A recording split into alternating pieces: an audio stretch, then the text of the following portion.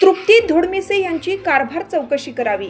प्रशांत केदार आमरण उपोषणाचा इशारा.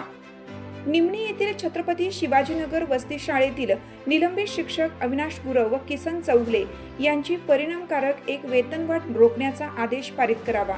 तसेच तृप्ती धोडमिसे यांची कारभार चौकशी करा.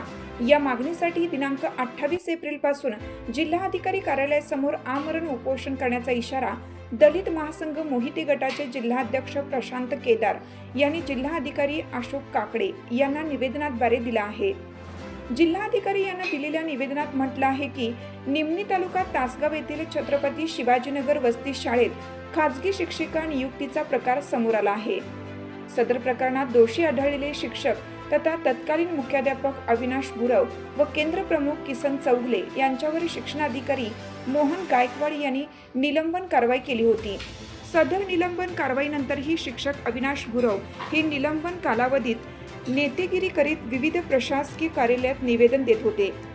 तेव्हा दलित महासंघ मोहिते गटाच्या वतीनं दिनांक 9 डिसेंबर 2024 रोजी शिक्षक अविनाश गुरव व किसन चौगले या दोघांची एक वेतनवाढ कायमस्वरूपी रोखण्याचा आदेश पारित करण्याची मागणी मुख्य कार्यकारी अधिकारी तृप्ती धोडमिसे यांच्याकडे तक्रारीतून केली होती.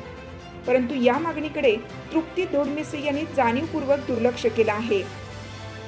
तालुक्यातील एका लोकप्रतिनिधीच्या दबावामुळे तृप्ती धोडमिसे यांनी अविनाश गुरवसह चौगलेंची वेतनवाढ रोखण्याची कारवाई टाळली आहे.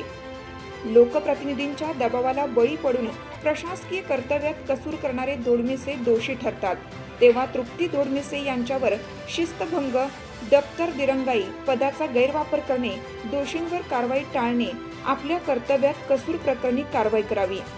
तृप्ती धोडमिसे यांच्या कर्तव्यहीन भ्रष्ट कारभाराची चौकशी करून कारवाईसाठी अहवाल मुख्यमंत्री देवेंद्र फडणवीस यांच्याकडे तात्काळ पाठवावा, अशी मागणी जिल्हाधिकारी यांना दिलेल्या निवेदनात जिल्हाध्यक्ष प्रशांत केदार, अक्षय दोडमणी, प्रमिला गावडे, सचिन माळी, सृष्टी कांबळे यांनी केली आहे.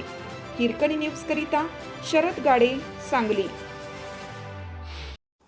चालू घडामोडींचे अपडेट्स जाणून घेण्यासाठी आपल्या हिरकणी न्यूज चॅनलला सबस्क्राईब जरूर करा. लाईक करा, कमेंट करा आणि शेअर करा. बेल आयकॉनवर प्रेस करा